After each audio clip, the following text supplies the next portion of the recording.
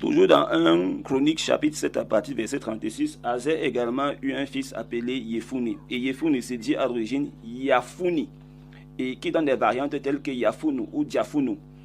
Yafounou ou Diafounou, n'est-ce pas, se trouve du côté du Burkina Faso, dans le département de Tanzarga.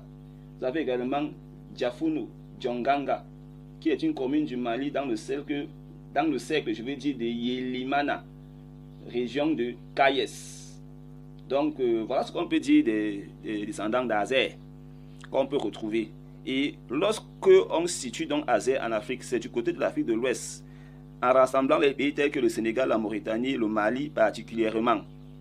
Vous voyez que quand on rapproche cela de la carte biblique, c'est le même contexte, c'est la même configuration. Bref, il y a similitude, ce qui voudrait dire qu'il y a un qui est faux, l'autre qui est vrai. Ce qui est vrai, c'est ce qui est en Afrique que nous venons de retrouver, c'est-à-dire que la tribu d'Azer, qui est également en bordure de mer, qui donne face à l'océan Atlantique, qui est en réalité la mer Méditerranée, ou bien le Cachopa, l'océan Cachopa, qui est la mer Méditerranée que j'ai eu à présenter dans les vidéos précédentes.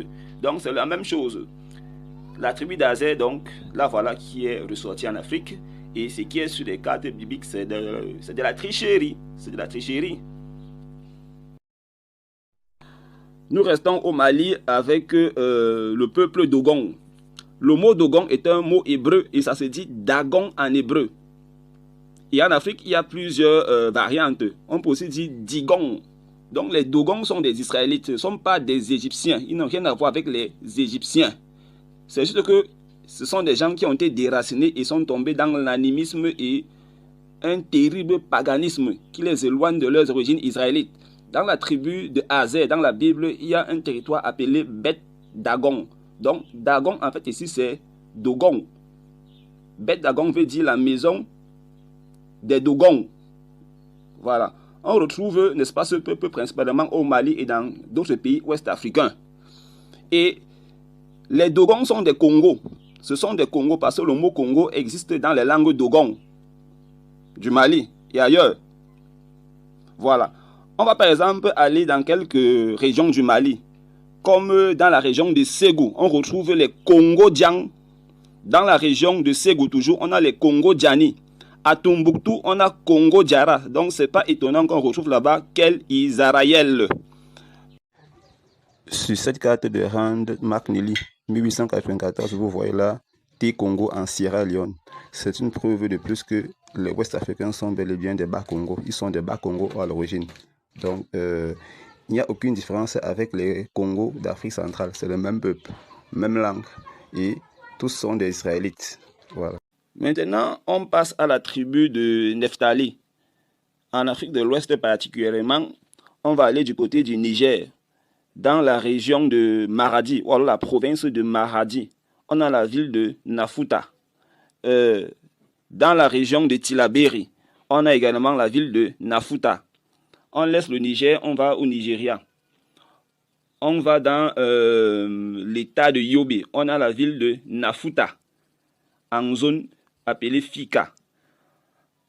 Toujours au Nigeria, on va maintenant dans l'état de Boshi, dans la zone Toro. On a la ville de Nafuta Sutuni. Voilà. Et dans la Bible, il y a une ville de la tribu de Nephtali appelée Tabor. Dans nos langues, c'est Tabora. Et on retrouve Tabora du côté du Niger, dans la région de Tilaberi. Et comme je l'ai dit, les Ouest-Africains sont également de Congo. Au Niger, dans la province des Indes, vous avez la ville de Congo-Rawa. Congo-Rawa. Donc, ils sont des Congos. En Sierra Leone, par exemple, vous avez la ville de Congo-Ifé, dans la province de l'Est, district de Kono. Vous avez la ville de Kongona, dans la province de l'Est, toujours, district de Kono. Voilà. Donc, les Ouest-Africains sont bel et bien des Congos. Maintenant, on va du côté toujours de la Sierra Leone, on reste en Sierra Leone. Vous avez la ville de Nafoudou, dans la province de l'Est, district de Kaïlahoun. Voilà. Je pense que ça sera tout pour la tribu de Nephtali. Sinon, je vais ajouter ceci. Nous allons aller du côté du Togo, n'est-ce pas, retrouver la ville de Tabora. Et on retrouve également la ville de Kankongo.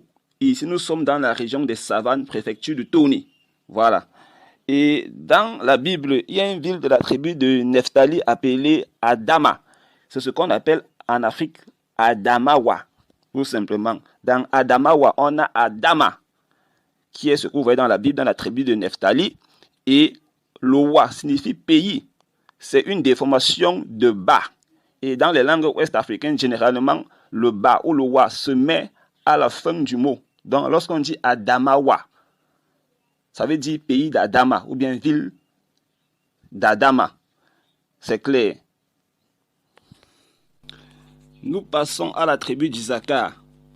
Nous allons pour la localisation aller au Niger, dans la région de Dosso. On a Isaka Kwara. On a Malam Isaka, ici dans la province de Zinder. On a encore dans la province de Zinder Isaka tout court et on a Isakari. Voilà en ce qui concerne le Niger. Du côté du Nigeria, on a Isaka dans l'état de Ogun, zone Ingawa. Au Ghana, on a Isaka Krom, composé de Isaka et de Krom. Voilà. Dans la Bible, il y a dans la tribu de Issachar un territoire nommé Shion. C'est comme ça s'écrit dans la Bible. S-C-H-I-O-N. Voilà. Et ce territoire ressort dans plusieurs pays d'Afrique de l'Ouest. Au Nigeria, dans l'état de Ondo, on a Zion, Z-I-O-N. Au Togo, dans la région maritime, on a Zion, Z-Y-O-N. Donc, je pense que nous sommes d'accord ici que les fils d'Israël sont bel et bien en Afrique. Voilà. Dans la tribu d'Issacar, puisqu'on est toujours la tribu d'Issacar, il y a un territoire appelé Jisraël. J-I-Z-E suivi de L, donc Jisraël. Et sachez que Jisraël dans nos langues, ici en Afrique, c'est le même mot que Israël. Voilà. Et quand vous allez du côté du Mali, à Tombouctou, il existe près du lac Fagibine une tribu Touareg appelée Kel Israël. Kel Israël. Voilà un peu comment se dit Israël dans nos langues. Donc on dit Israël. Beaucoup pensent que c'est isolé. C'est pas isolé, c'est Israël. J'expliquerai ce mot en Kikongo plus tard. Et dans ces pays-là, ouest-africains, comme le Mali, on retrouve des mots tels que Talmud, qui signifie savoir. Voilà. On retrouve des patronymes tels que Al-Yaoudi. Tout le monde sait que Yaoudi signifie Judas. Voilà. Donc, je pense que les choses sont assez claires. On passe à la tribu de Dan. Le révérend John de la Côte d'Ivoire a fait un travail remarquable en commençant par sa tribu Dan Yakuba, qui signifie Dan, fils de Jacob. Donc, on a pu débattre là-dessus. Ce sont bel et bien des Israélites puisqu'ils parlent une langue hébraïque. C'est très clair. Et on va aller du côté du Niger, dans la province de Dosso. On va retrouver les Dan Adi, les Dan Adjara, les Dan Adoua, les Dan Ali, les Dan Alassane, les Dan Albawa, les Dan Alia, les Dan Amaria, les Dan Amina, les Dan Askia, les Dan Baba, les Dan Baouchi, les Dan Baraouka, les Dan Baou, les Dan Gadawa et les Dan Zabou. Je m'arrête là pour la province de Dosso. Dans la province de Zinder, on a les Dan Amanta, les Dan Adawari, les Dan Arou Hassan, on a les Dan Askia, on a les Dan Bagou, on a les Dang Baki, on a les Dang Bardé, on a les Dang Bourassa, on a les Dang Bouzou, on a les Dang Damou, on a les Dang Dardou, on a les Dang Diba, on a les Dang Kori, on a les Dang Kiri, on a les Dang Kala, on a les Dang Jiko. Ils sont hyper nombreux. Presque tout le Niger est, je veux dire, danite, parce que c'est un pays qui regorge assez de ressources concernant la tribu de Dan. Donc, hormis la Côte d'Ivoire, le Libéria, le Niger, n'est-ce pas, vient en force pour nous donner assez de ressources quant à la tribu de Dan. On va au Nigeria toujours avec la tribu de Dan. On a les Dang Baïdou, on a les Dang Dabé, on a les Dang Kake, on a les Dang Koda, on a les Dang Bako, on a les Dang Galadina, on a les Dang Juma, on a les Dang Kade, on a les Dang Kolo comme au Niger, on a les Dang Nana, on a les Dang Sarki, on a les Dang Soda, on a les Dang Taro, on a les Dang Yaro. Voilà ce que je peux dire pour la tribu de Dan. Seulement le Niger, vous pouvez aller vérifier, vous donne tellement d'infos sur La tribu de Dan peut encore être visible au niveau du Bénin, qui autrefois s'appelait le Dahomey. Et avant cela, le mot Bénin d'abord lui-même vient du mot hébreu Bénino, pour dire qu'en fait c'est ça le nom authentique du Bénin, Bénino. Donc voilà en fait. Et le nom Dahomey, à l'origine, c'est Dan Homé. On a Dan et Homé. Homé, c'est ce qui a donné le mot home en anglais, donc maison. Voilà. Et Dan, effectivement, c'est Dan, fils de Jacob. Donc, Dahomey veut dire maison de Dan, ou alors tribu de Dan, comme on dit généralement. Voilà un peu comment ça se passe. Mais les sorciers, on dit que c'est dans le ventre du serpent. En réalité, qu'est-ce qui se passe? Le mot Dan, c'est le nom de ce qu'on appelle aujourd'hui serpent avant sa chute, avant le péché. Et ce serpent avait encore sa nature divine. Voilà. Et Dan, dans ce cas, signifie, n'est-ce pas, le plus sage. Dan signifie celui qui apporte la solution au problème. Ou alors celui qui tranche les litiges. Celui, n'est-ce pas, en fait, qu'on peut considérer comme le grand juge. C'est ça, en fait, Dan. Donc, en fait, le juste juge. Voilà, Dan. Donc, ça, c'est le serpent avant la désobéissance. Donc, c'est le serpent et encore sa nature divine. Il avait encore les pieds, ou alors les pattes. C'est de ça qu'il est question. Tandis que le serpent actuel qui rampe, ça s'appelle Nyoka. Et Nyoka veut dire en Kikongo, parasite destructeur, ou alors ver destructeur. Voilà en fait ce qu'on appelle serpent, réellement, de nos jours. Le contexte dans lequel nous sommes aujourd'hui, c'est-à-dire un serpent qui rampe avec le venin et autres. Donc, c'est un peu ça. Et sur certaines cartes anciennes que vous voyez, comme ceci, vous allez voir la tribu de Dan. À l'intérieur du Bénin, on peut trouver ceci. On a le village de Dan, situé dans le département de Zou, préfecture de Didia. On a le village de Dano, situé dans le département de Borgo, préfecture de Péréré. Et enfin, on a les Dani Bango, situé dans le département d'Ali Bouri, préfecture de Malanville. On passe à la tribu des fils de Joseph. Il y a Ephraïm, il y a Manassé. En ce qui concerne la tribu d'Ephraïm, sachez que ce sont les Peuls. Ce sont eux qui sont, n'est-ce pas, les fils d'Ephraïm.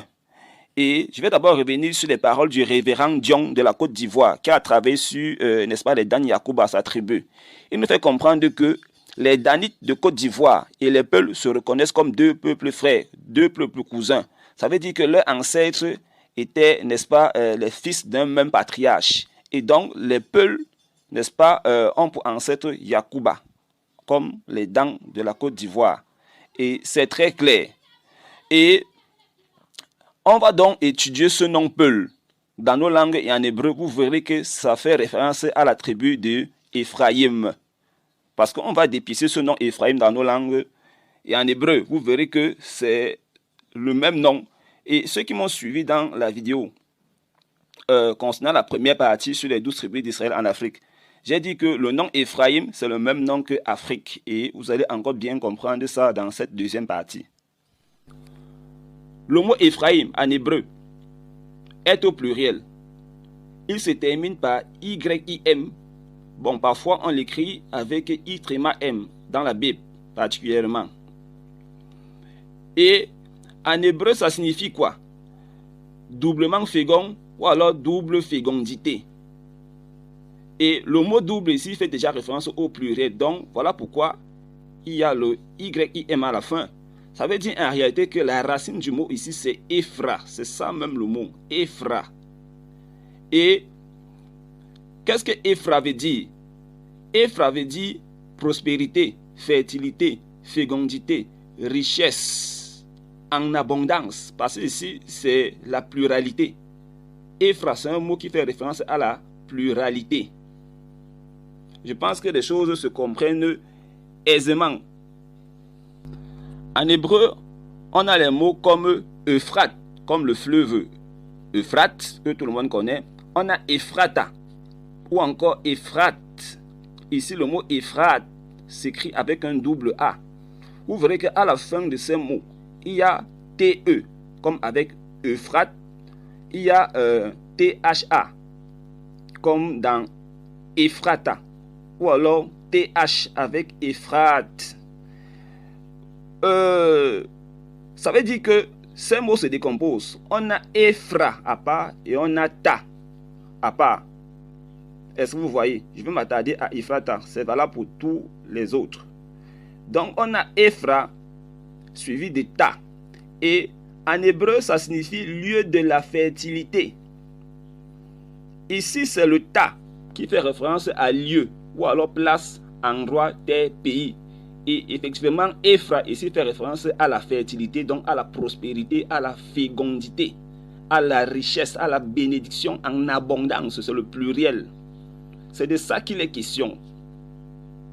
Et je vais donc vous expliquer que ça fait référence à ce peuple qu'on appelle Peul en Afrique. Ephra étant le singulier de Ephraim, donc Ephra veut aussi dire fertilité, fécondité, fructifier, fleurir. Et en fonction de ce tableau qui s'affiche là, voilà comment se dit fécondité, fructifier, fertilité dans certaines langues africaines. Et grâce à ça, donc, je vais donc établir que Ephraim, c'est le même mot que Afrique. Ceci se fait grâce au Kikongo. En Kikongo, le mot Fula veut dire fécondité, prospérité, fertilité, fructifier, revivre, ressusciter. À partir du mot Fula, on a donc le mot Fulaka. Voilà, le mot Fulaka et le mot Fuluka.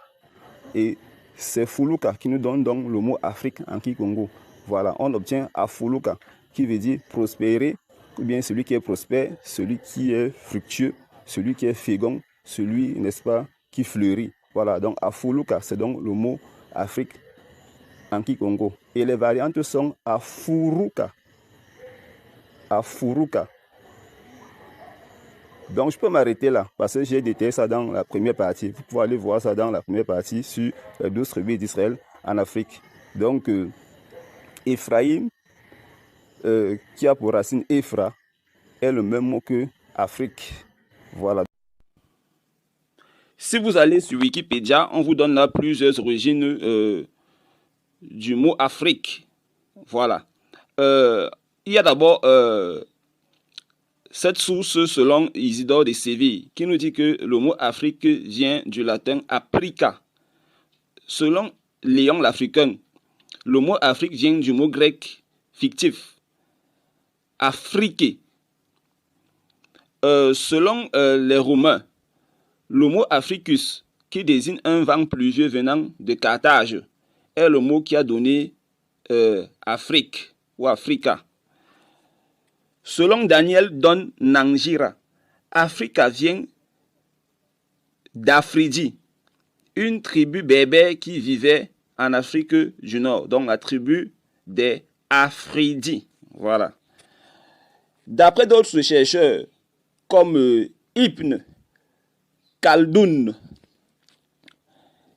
les Banu Ifrène, n'est-ce pas, serait cette tribu qui aurait donné naissance au mot Afrique. On a là le mot Ifren. C'est une tribu amazique dont l'ancêtre est Ifren. I-F-R-E-N ou alors I-F-R-E-A-N. Ifren est aussi appelé Iforen, Iforas ou alors Affaire qui signifie grotte ou caverne en langue berbère. Il nous dit que Ifri, singulier de Ifren, désigne une divinité amazique, c'est-à-dire berbère, puisque les amaziques sont des berbères. On continue. Les Banu Ifren sont les habitants de l'ancienne Ifriqiya, qui désignait l'actuelle Tunisie, et que le nom Afrique découle de la tribu des Banu Ifren. Voilà ce que nous dit Wikipédia. Il y a assez de vérité là-dedans, mais juste que le contexte est très modifié. Déjà que les Berbères, ce sont des Israélites de la tribu d'Azer. Donc le mot berbère, c'est un mot hébreu. Comme je l'ai dit, ça vient de Beri. Voilà. Ou alors Beri tout court, qui était un fils d'Azer dans 1 Chronique 7 à partir du verset 36. Les anciens berbères étaient des noirs. Ça se voit par exemple au Tchad, vous avez la ville de Berberati, qui signifie pays des berbères. Pour la localisation de la tribu d'Éphraïm, nous allons aller en Côte d'Ivoire, dans cette ville appelée Afridougou, située dans la région de Gagno. On a encore en Côte d'Ivoire Afriko, situé dans la vallée de Bandama. Ici, je crois que nous sommes dans la région de Béké. On laisse la Côte d'Ivoire, nous allons au Cameroun, à l'extrême nord, région de l'extrême nord. On a Ifrikwaba. Donc on a Ifrikwa, suivi de Ba. On laisse le Cameroun, on va au Nigeria. On retrouve, n'est-ce pas, la ville nommée Afulugo, dans l'état de Kogi. Afulugo, ou bien Afurugo, ou alors Afuruko. Toujours au Nigeria, dans l'état de Sokoto, on a Afurtu, composé d'Afur, suivi de tout. On va du côté, toujours du Nigeria, dans l'état de Ngombe, zone de Kwami. On a le village de Komfilata, c'est toujours les Peuls. Toujours au Nigeria, dans l'état de Jigawa, on a Afrikum. Toujours au Nigeria, dans l'état de Ogun, dans la zone Ijebu. Jebu, ce sont les Jébusiens. On a Apariki. On laisse le Nigeria, on va du côté du Tchad, dans la province Adielami, division Aras Albia. On a la ville nommée Afrouk. Voilà tout ce qu'on peut dire pour la tribu d'Éphraïm. Je pense que les choses sont claires. Que dans les langues africaines en général, que ce soit l'Afrique de l'Ouest comme l'Afrique centrale et les autres, le mot Fula, par lequel on désigne les Peuls, signifie fertilité, prospérité, richesse en abondance. C'est même d'ailleurs le mot qui a donné fertilité. Quand vous dites Fuluta, Felata, les mots par lesquels on désigne les Peuls, ça signifie terre de fertilité, terre de fécondité, composée de Fula ou bien de Fela. Et Ta, comme on l'a dit, signifie lieu, terre, territoire, pays. Fula ou Fela signifie donc prospérité, fertilité, fécondité en abondance, donc une multitude de bénédictions. Je pense que les choses se comprennent clairement. Voilà. Nous allons passer à la tribu de Manassé, le frère d'Éphraïm. Voilà, la tribu de Manassé. Là, qu'est-ce qu'on va dire? Le mot Manassé dans les langues ouest-africaines se dit aussi Mansa. Donc on peut dire Manassé ou alors Mansa. Voilà. Et on va localiser la tribu de Manassé du côté de l'Afrique de l'Ouest. Je pense que les choses, comme vous le voyez, se comprennent aisément. Donc les Ouest-Africains sont bel et bien les fils d'Israël. Je pense que cette vidéo va éclaircir beaucoup de personnes. Voilà. Nous allons aller au Burkina Faso. Retrouver cette ville appelée Manessé. Manessé. À Ganzourgou, plateau central. Je crois que c'est la région là-bas. Ganzourgou, plateau central. On a aussi Manissa du côté du Burkina Faso. On laisse le Burkina Faso, on va aller du côté du Bénin. On a la ville de Mansé, on a la ville de Mansar et la ville de Mansari. Voilà. On laisse le Bénin, on va du côté du Togo, on a la ville de Manassé. Je crois que c'est clair. On laisse le Bénin, on va du côté du Niger. Dans la province de Niamey, on a Mansa et Mansari. Sachez que lorsqu'on dit Mansari, ça veut dire terre de Manassé en fait, parce qu'on a Mansa suivi de Ré. Ou alors Mansar, comme du côté du Bénin, le R de la fin signifie terre, tout simplement, c'est l'équivalent de T, ou bien de TE. Donc Mansari signifie terre de Manassé. Voilà. Je crois qu'on va laisser le Niger, on va aller du côté du Ghana. Au Ghana, on a les villes de Manassi et de Mansi. Voilà. Donc, voilà tout ce que je peux dire pour le patriarche Manassé. Je pense que c'est assez correct pour éclairer les uns et les autres. Et pour ceux qui ne savent pas, dans la tribu de Joseph, on a un territoire appelé Tapoa. C'est le nom d'une province au Burkina Faso, la province de Tapoa. Je crois que c'était situé dans la tribu de Manassé ou d'Ephraïm, vous allez vérifier. Et je pense que Tapoa, c'est également une localité qu'on retrouve du côté du Niger. C'est dans la région ou bien la province de Tawa. Vous trouvez. Nous allons étudier maintenant la tribu de Ruben. La tribu de Ruben, j'ai expliqué le nom Ruben, n'est-ce pas, la dernière fois. Et maintenant, on va passer à la localisation. Nous allons aller du côté de la République démocratique du Congo. Ici, nous sommes dans la province de Haut-Katanga, district de Kambové. On a Lubeni, L-U-B-E-N-I. On va dans la province Nord Kivu. On a Lubena, L-U-B-E-N-A. On va dans le sud Kivu. On a Lubana, L-U-B-A-N-A. Du côté du Tchad, on a le territoire appelé Ribéné. Ici, nous sommes dans la province de Ouadaï. Voilà. Et selon la Bible, Ruben a eu un territoire appelé Hesbon. Bon, ça c'est ce que la Bible dit, Hesbon. Mais dans nos langues, on peut dire Kasbon ou bien Kesbon toujours.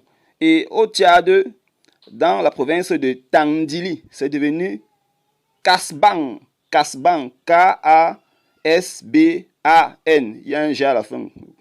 Donc voilà un peu ce qu'on peut dire de la tribu de Ruben. Et s'il faille continuer, on va toucher le Cameroun.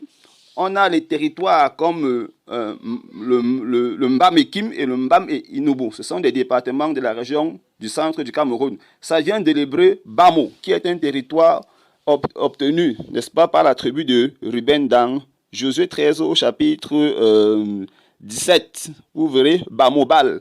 Et donc au Cameroun, on a les Mbama, dans la région de l'Est également. Du côté de la Centrafrique, on a également les Mbama qui reviennent. On retrouve également au Cameroun le territoire de Mbalmayo, qui correspond à ce que la Bible appelle Balmeyon, qui est un territoire, n'est-ce pas, obtenu par la tribu de Ruben. Si vous allez du côté du Niger, dans la région de Tawa, vous trouverez également ce village appelé Diboni, qui est un territoire de la tribu de Ruben. Josué chapitre 13, vous y trouverez ça là-bas. Quant à la tribu de Juda, il y a Yaoundé que tout le monde connaît au Cameroun, mais en dehors de Yaoundé, vous avez Ngaoundéré. Le ré de la fin signifie terre ou territoire. Donc, Ngaoundéré signifie terre de Yaoundé, tout simplement. Vous avez également Ngaoundal, toujours dans la Damawa, au Cameroun. vous avez à l'intérieur même de Ngaoundéré un quartier appelé Ngaoundaba. Le bas de la fin signifie également peuple. On sort du Cameroun, on va du côté de la Centrafrique. Vous trouverez ce territoire appelé Gaoundaya dans la région de Yadé, préfecture de Ouane, Pandé. Vous trouverez également Gaouda, région de Ouaka. Vous trouverez aussi Yaouda, région du Haut-Mbomou. Ça, c'est pour la RCA. Du côté du Bénin, vous trouverez Saoundé et un autre territoire appelé Yaodarou. Du côté du Togo, vous allez trouver Yaouté. Du côté du Mali, vous trouverez Séoundé. Donc, le nom varie suivant les langues. Le Y peut devenir J, G, S ou Z. Donc, voilà ce qu'on peut dire pour la tribu de Juda. Je vais ajouter ceci pour la tribu de Juda. Nous allons aller du côté de la Côte d'Ivoire, dans la région de Bas-Sassandra, trouver le village nommé Diaoudi. Voilà. Toujours en Côte d'Ivoire, on va aller dans la vallée de Bandama, trouver le village nommé Saoundé, qui est une déformation de Yaoundé, vu que S, Z et Y sont interchangeables, y compris G. Voilà. Toujours en Côte d'Ivoire, on va aller, n'est-ce pas, dans la région de Godibois, trouver, n'est-ce pas, le village nommé Yaouda. Voilà. Et en Côte d'Ivoire, toujours dans, n'est-ce pas, la région de Cavali, vous avez encore le village nommé Yaoundé. En République démocratique du Congo, on va aller dans la région de Mongala. On a le village nommé Yaoundé. Voilà, on reste dans la région de Mongala. On va trouver, n'est-ce pas, le village nommé Yaounda. Voilà. Maintenant, on va dans la province de Tchopo. On va trouver les Yaoundaye et les Yaoundjou. Voilà ce qu'on peut dire pour la tribu de Juda du côté de la RDC. Quant à la tribu de Benjamin, j'ai expliqué ce mot dans la première partie de la vidéo sur les 12 tribus d'Israël en Afrique. Donc, je ne vais pas revenir là-dessus. Nous allons justement passer à la localisation. Au Cameroun, on a ce village appelé Binjamé ou Bignamé, situé à quelques encablures de Manoka dans la région du littoral. Donc, il s'agit du nom du patriarche Benjamin qui est resté. Toujours au Cameroun, dans l'extrême nord, à Gadamayo, tout proche là, vous avez ce village appelé Goubeya. Goubeya, donc c'est Gibéa dans la Bible, un territoire de Benjamin. On reste au Cameroun, nous allons aller à Lakdo, dans la région du nord. Vous avez ce village appelé Diarako ou bien Yarako qui est Jéricho dans la Bible. Jérusalem, c'est un territoire de la tribu de Benjamin. Et dans la région de l'Est, dans la ville de Ngoura, vous trouvez ce village appelé Jérusalem, y compris, n'est-ce pas, Gabaon, qui est un village de la tribu, ou bien une ville de la tribu de Benjamin. Gabaon, c'est Gabon. Et vous trouvez cela en Ngoura toujours. Vous avez ce village appelé Gabon, voilà. Toujours Cameroun. Nous allons aller dans la région de l'extrême nord, à Zina. Vous avez ce village de Zoumouzi. Dans la tribu de Benjamin, il y avait un territoire appelé Ofni. Et Ofni, c'était un nom que portait l'un des fils de Élie, le souverain sacrificateur de l'époque de Samuel. Voilà. Donc, ce mot en hébreu, Ofni, ça se dit Kofni, tel qu'ils écrivent ça, Kofni. K-O-P-H-N-I. Et ça vient de Kofen, ou bien Kofan. K-O-F-E-N. Donc, vous voyez que ça rejoint nos langues, parce que le mot Ofni dans nos langues se dit Kofane, c'est le nom que je porte, en fait. Donc, Ofni en hébreu, c'est Kofani, tout simplement. Et au Cameroun, dans la région du centre, dans la ville de Bafia, vous trouvez ce village appelé Goufan. Goufan ou alors Gofan. Eux, ils ont écrit ça dans l'histoire Gofna. G-O-F-N-A. Donc voilà un peu comment est-ce que ça peut se retrouver. C'est un mot bantou, c'est le nom que je porte et dans ma tribu, beaucoup portent ce nom. On peut dire Kofane, Kofana, Koufan, Koufani. Même les Zoulous portent ce nom parce que c'est un nom Zoulou à l'origine. C'est un nom Congo si vous voulez. Au Mali, vous trouvez dans la région de Sikasso les villes et villages de Kofana et de Kofan. Voilà, Kofan c'est K-O-F-A-N. C'est toujours Ofni de la tribu de Benjamin. Ici au Cameroun, en pays Bamoun, dans le Noun, vous trouvez les villages de Koufen. Nous sommes ici à Fumbot. Et vous trouvez à Fumban. Koufen, là ça commence par N. Donc N-K-O-U, F deux fois suivi de E-N. Donc voilà un peu ce qu'on peut dire. On continue avec la tribu de Benjamin. Vous avez dans la tribu de Benjamin un territoire appelé Bet Ogla. En fait, en hébreu, c'est Bet Kogla. Et Kogla, c'est un territoire qu'on retrouve à l'extrême nord du Cameroun. K-O-G-L-A. Vous avez la ville de Bethel, un territoire de la tribu de Benjamin. Et au Cameroun, on a le territoire appelé Abang Bethel. Et le territoire de Garoua Bethel. Abang Bethel, c'est dans la région du sud. À Bengbis, dans la région du sud, et Garoua Bethel. Nous sommes ici à Garoua Boulaye, dans la région de l'Est. Toujours au Cameroun, vous avez la ville de Obala, qui se déforme en Opala, qui est Ofra, dans la Bible, Ofra, un territoire de la tribu de Benjamin.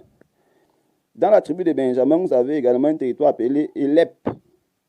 Elef, c'est E-L-E-P-H. Et ici au Cameroun, vous avez ce territoire appelé Elip. Tout simplement, c'est le même mot. Elip, bien Elif, Elef, Elep. C'est la même chose. Quant à la tribu des Zabulons, dans la Bible, il y a un territoire appelé Nahala, dans la tribu des Zabulons. Et ce territoire Nahala, vous le trouverez du côté du Niger, dans la région de Maradi. Voilà, il y a cette ville appelée Nahala. Également du côté du Tchad, dans la province de Chari Baguirmi, division Chari, vous trouverez cette ville appelée Nahala. Et du côté du Burkina Faso, il y a ce territoire appelé Zablon ou Zablo. Voilà, dans le département de Kaya, province de San-Matenga. Voilà.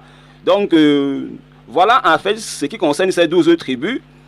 Le territoire de Canaan tant recherché est composé du Negroland ou alors le Soudan occidental, de la Basse-Guinée et de la Haute-Guinée. Voilà la terre de Canaan que Josué avait conquis.